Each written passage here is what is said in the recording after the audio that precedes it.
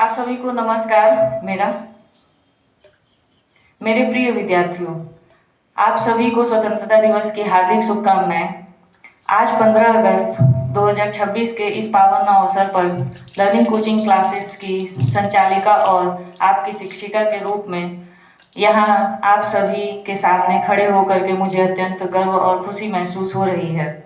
आज मेरे सामने देश का भविष्य बैठे हैं आप सभी 40-50 से युवा चेहरे, जिनकी आंखों में बड़े सपने हैं।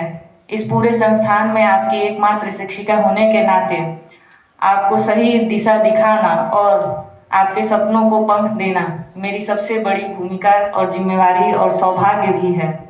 इस ऐतिहासिक दिन पर मैं आपका ध्यान भारत के 3 ऐसे महान विभूतियों के विचारों की ओर ले जाना चाहती हूँ, जिन्होंने आज़ादी को सिर्फ राजनीतिक रूप से नहीं बल्कि वैचारिक रूप से और आध्यात्मिक रूप से परिभाषित किया। आइए जानते हैं कि भगवान बुद्ध, गुरुदेव रविंद्रनाथ टैगोर और स्वामी विवेकानंद के अनुसार आज़ादी क्या है। महात्मा बुद्ध आंतरिक स्वतंत्रता यानी इंटरनल फ्रीडम के ऊपर जब बात करते हैं तो उनकी क्या क्या मुख्य बातें हमें जाननी चाहिए। महात्मा बुद्ध ने सिखाया था कि सबसे बड़ी आज़ादी अपने स्वयं के मन को और विचारों पर विजय पाना है। जब तक हम डर, गुस्से और आलस्य और नकारात्मक विचारों के गुलाम रहेंगे, तब तक हम पूरी तरह से स्वतंत्र नहीं हो सकते हैं। आपकी टीचर होने के नाते मेरा यह कर्तव्य है कि मैं आपको अज्ञानता और परीक्षा के डर से मुक्त करूं, ताकि आप आंतरिक रूप से स्वतंत्र हो सकें। रविंद्रनाथ टैगोर के विचारों को भी हम जानते हैं कि उनके विचार और ज्ञान की स्वतंत्रता के ऊपर उनके बहुत सारे विचार रहे हैं।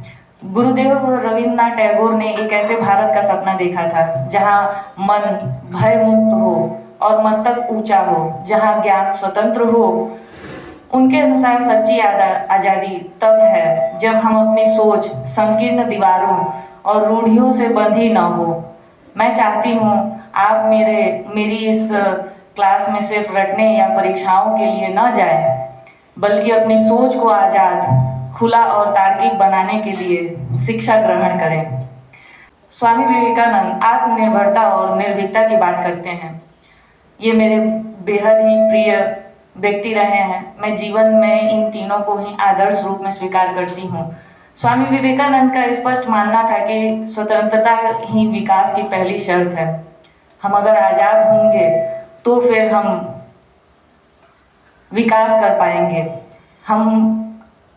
हमें उन युवाओं को संदेश देना चाहिए और स्वामी विवेकानंद भी अपने विचारों से युवाओं को संदेश हमेशा से ही जीवन भर देते रहे हैं। और हमारे बीच जब ये 3 महापुरुष आज नहीं हैं, तब भी हम उनके विचारों से प्रेरित होते हैं। तो संदेश दिया था उन्होंने जो आपको मानसिक या बौद्धिक रूप से कमजोर करती हैं, उन्हें जहर समझकर त्याग देना चाहिए। स्वामी विवेकानंद मानते हैं कि हमें अगर स्वतंत्र होना है, आज़ाद होना है, तो अपने मानसिक और बौद्धिक जो भी कमजोरियां हैं उन्हें त्याग देना चाहिए, जहर के समान। असली आज़ादी खुद पर विश्वास करने, आत्मनिर्भर बनने और बिना किसी डर के लक्ष्य को हासिल करने को ही मानना चाहिए हमें। कुल मिलाकर के मेरे प्रिय बच्चों, यह कोचिंग संस्थान में अकेले आप सभी को मार्गदर्शित करना मेरे लिए सिर्फ एक काम ही नहीं बल्कि मेरा एक संकल्प है।